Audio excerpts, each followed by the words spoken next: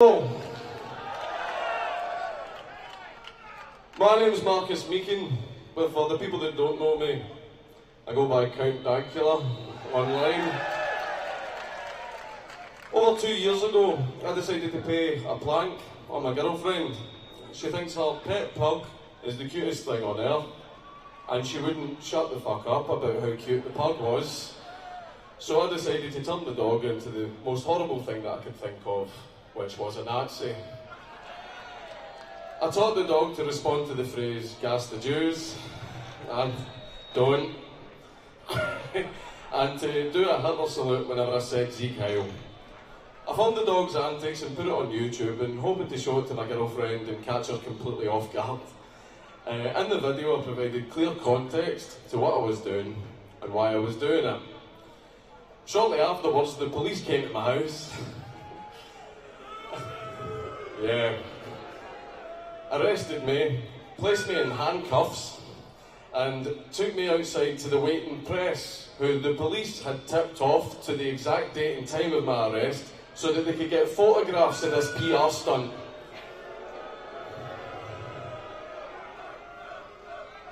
I was taken to jail, held overnight for court the next day. I was then released to await my trial. My trial would go on for 2 years. Twice as long as the actual Nuremberg trials. During these 2 years, I lost several jobs, I was defamed by the press, I've received threats of violence, and I've had to constantly put up with the press and members of the public lying about who I am and what I actually believe in. While at the same time throughout those 2 years, trying to comfort my girlfriend and mother, who were terrified that I was going to prison. And me and my family had to go through all of that for 2 years, because I made a joke. For the entirety of my trial, the prosecution tried their hardest to find the evidence of me being a Nazi, a racist, or a white supremacist, and in the end, they found absolutely nothing. No evidence whatsoever of me being a racist or a white supremacist was submitted by the prosecution, because absolutely none existed. So the only path that they could go down was to assume the thoughts that I had in my head when I made the video. The courts decided what my thoughts were and presented their decision to the public as fact, when it's obviously completely untrue. I'm amazed that more people aren't concerned that the courts now have the ability to overrule the reality of what your thoughts are, replace it with their own interpretation, and then convict you over the interpretation that they gave you. Apparently a lot of people still haven't read 1984.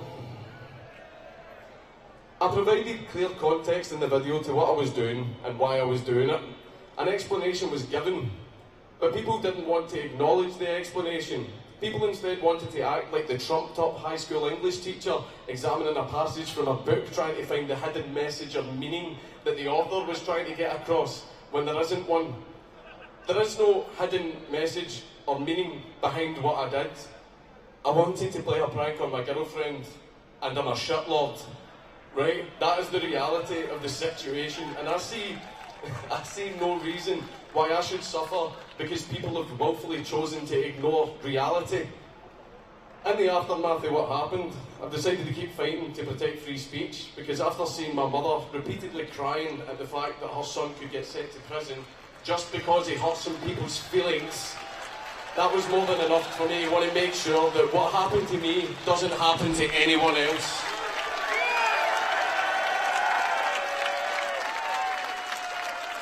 And because I want to protect free speech, I have been branded a racist, a Nazi, and a white supremacist. And that I am part of the alt-right. To set the record straight, I reject any notion of superiority or inferiority based on race. I reject the idea of an ethno-state. If you want to live here in peace and not only respect the freedom of others, but fight to protect the freedom of others, then you are welcome in this country. I reject Nazism and any other form of far-right ideology because I have a deep, seething hatred for anything that even has a hint of authoritarianism, and that goes for the far left too. These are the things that I've always believed, and if you actually watch my videos and look at the content I produce, you would know yourself that that's what I believe. But despite that, there are people online who still call me a racist and a white supremacist, and some of these individuals can waste hours and hours a day on Twitter saying these things to me, but they can't spare 5 minutes to do some basic research. And any famous comedians who dared voice their support for me, not over the joke itself, but over principle, they were attacked by their peers and told to drop their wrong think opinion. Their peers told them, get the fuck back in line. Because to these people, image matters more than principles. People seem to think that if someone wants to protect freedom of speech, it means that person is far right, or at the very least right wing. People have even branded this event as a far right event because of what they think of the speakers here. Well then, where are the left-wing free speech events? Where are the left-wing voices coming out in support of free speech? The reason these speakers are here today isn't because the right have claimed the principle of free speech, it's because the left have abandoned it.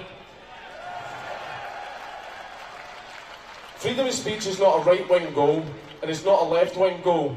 It's a human goal, it is a human right that everyone deserves. It doesn't matter what race you are, it doesn't matter what religion you are, it doesn't matter where you are from.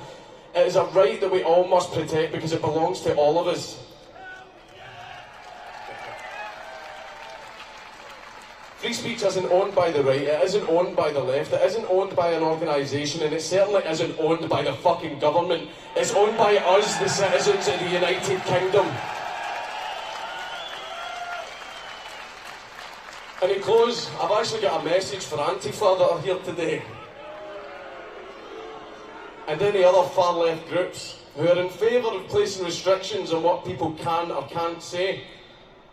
I was actually one of you once. Many, many years ago, and back then, one of the things that we took pride in was how anti-establishment we were. And one of the last things that we would ever have done is allowed for the government to have more power. My, how things have changed. The reason that we would have never allowed the government to have control of something is because we all knew when it comes to the government, you give them control of one thing and it never ends there. They will keep going and going until they control as much as they possibly can, and that was one of the most important lessons that we learned, and it influenced every decision that we made. And it really is sad to see that this new generation were never taught that lesson and have instead opted to saw off the branch that they're sitting on. Laws are accessible to every party that gets voted in. Any party that is in power can use these laws. Right now it's the Tories, next it could be Labour, then it could be the Lib Dems, or whoever gets voted into power. But one day a far-right government could get voted in. You might roll your eyes at that, but none of us ever thought Trump was actually going to fucking win, did we? So it is possible that one day a far-right government could get voted in. A far-right government who now has access to these same laws. And if that day ever comes, Antifa, what do you think's going to happen to you? You'll want my help then, and I'll give it to you. But what we need to do is work together to make sure that whoever gets voted in has no access to any laws that restrict our human rights. We need to work together to protect our freedom. Aber gebracht.